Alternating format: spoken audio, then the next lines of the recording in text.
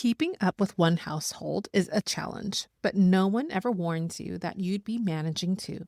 Two sets of bills, two homes to maintain, two schedules to keep up with, two sets of taxes to file. No one talks about the extra burden and labor that the sandwich generation quietly lays on your shoulders until today. Welcome to the Mindful Midlife Mom, helping mentally exhausted moms carrying the weight of raising kids and caring for aging parents find calm in the chaos and reclaim themselves while caring for everyone else.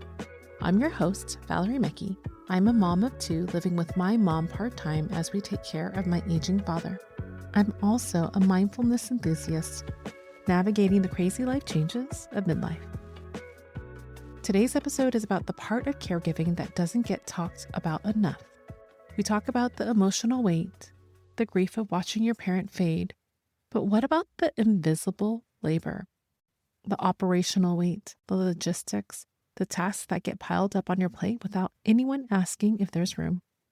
Today, we are naming it, validating it, and closing with an affirmation practice that honors the work you're doing that nobody sees.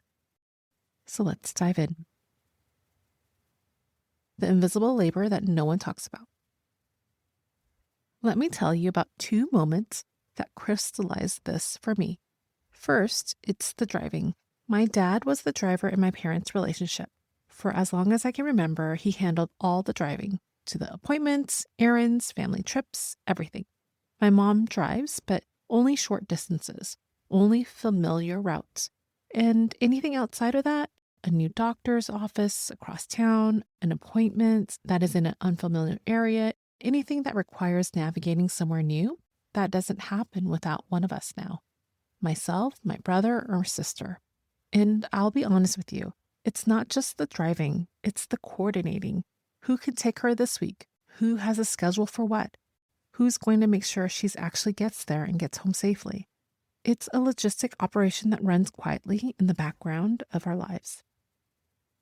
The second moment is taxes. My dad handled the finances. Every year, without fail, he'd manage their taxes, their accounts, everything. He was meticulous about their paperwork. When his health declined and he could no longer do that, it didn't just disappear, it transferred. Suddenly, my sister and I are sitting in front of their financial documents, trying to understand accounts we've never seen, file returns we'd never filed, make sense of a financial picture that was always someone else's responsibility. And then, in the middle of all of it, we'd come across his handwritten notes, his distinct, beautiful handwriting, right there in the margins or on the folders, on little slips of paper, stuck between documents, a reminder of everything he used to manage with such care, and a reminder of who he was before all of this. It's one of those quiet, unexpected moments of grief that catches you off guard because you're not just handling paperwork, you're handling the evidence of a life your parent used to run completely on their own. But now we are. Nobody warned me about the management of two households. And here's the thing about those moments. They're not dramatic. They're not calls that shake you or wake you up in the middle of the night. They're the quiet, steady, accumulating weight of tasks that used to belong to someone else and now belong to you. Just added to everything else you're trying to manage. Taking care of aging parents can feel like having an adult child. You're responsible for their logistics, their safety, their social life, their world, but with all the history and complexity of the relationship you've always had. And that history doesn't always make it easier. If you're managing a parent's household on top of your own, you know exactly what I'm talking about. You're the one who makes sure that they have groceries, who coordinates their medical appointments, and actually understands what the doctors are saying, who handles the paperwork, the insurance forms, the financial documents, the legal decisions that require someone to be the responsible adult in the room. You're the one making sure they don't become isolated, that they get outside, that they have some sort of social life, that they aren't just sitting home alone. That particular weight, being responsible for someone else's quality of life, is one no one prepares you for. And then there's the relationship layer, because sometimes the parent you're helping resists the help. Sometimes they push back on decisions, or the personality has shifted with age or illness, or the dynamic between you has always been complicated, and now you're navigating all of that on top of the logistics. You can love your parent completely and still find things hard. You can be doing everything right and still feel strained.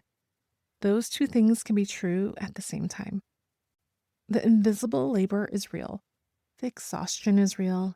And the fact that most of it happens without acknowledgement, without anyone saying thank you, without anyone fully understanding what you're carrying, that is its own particular weight and kind of heaviness.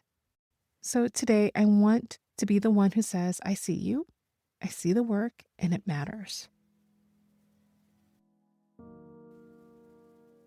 Today's practice is for the invisible labor, for the work that happens in the background that no one fully sees or understands until this moment. So let's begin. Find a comfortable position where you are right now, whether it's in your car, maybe you're on a walk, or in your kitchen, wherever you are at. This moment is for you. Take a deep breath in through your nose and slowly exhale all the air out through your mouth, releasing the weight of everything you've been carrying today. Take another deep breath in and out, letting this moment be a pause in the middle of all you're doing. I'm going to recite today's affirmation. I'll say it twice. First, just listen and imagine someone writing these words on a whiteboard in front of you. This will help with memorization. So let's begin. I carry more than anyone can see, and I'm still standing. I carry more than anyone can see, and I'm still standing.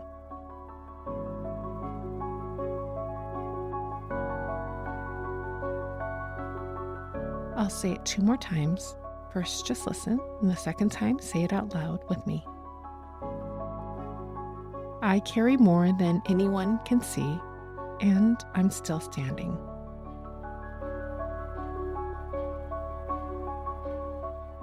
I carry more than anyone can see, and I'm still standing.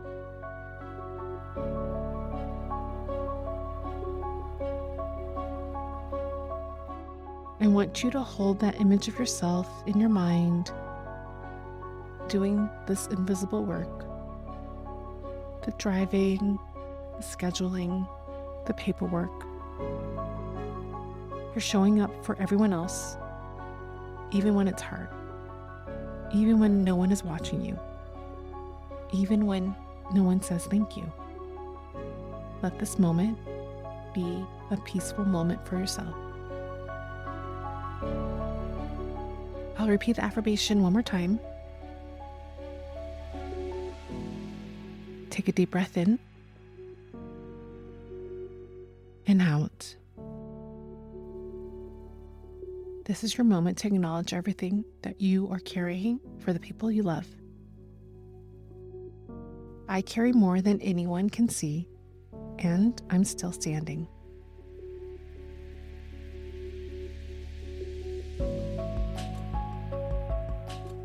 One final time.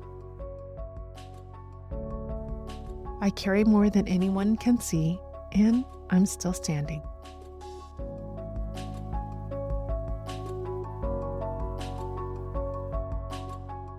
When you're ready, slowly open your eyes if you had them closed, and if it feels comfortable to you, place your hand over your heart to help seal this moment with self-love and care.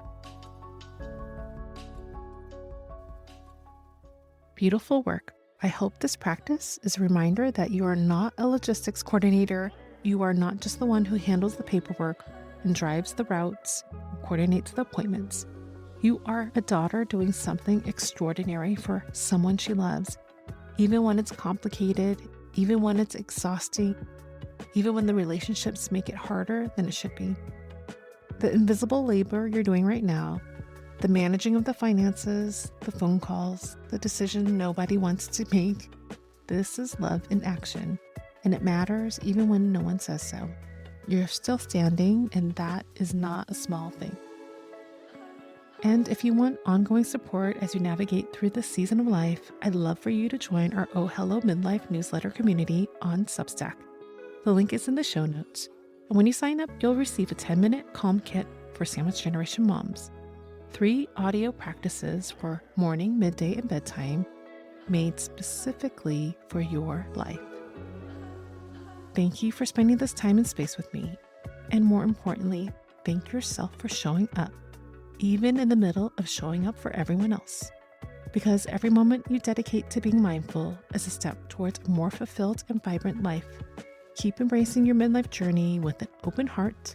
And remember, you're not alone in this. I look forward to our next mindful gathering. I'll talk to you soon. Before you go, I want to remind you that I'm not a licensed therapist, a counselor, or a medical professional. Everything I share on this podcast comes from my own personal experience navigating the sandwich generation and my own journey with mindfulness practices. This content is for educational and inspirational purposes only and shouldn't be considered medical or mental health advice. If you're experiencing persistent mental health symptoms, thoughts of self-harm, or anything that's significantly interfering with your daily life, please reach out to a qualified mental health professional or your healthcare provider.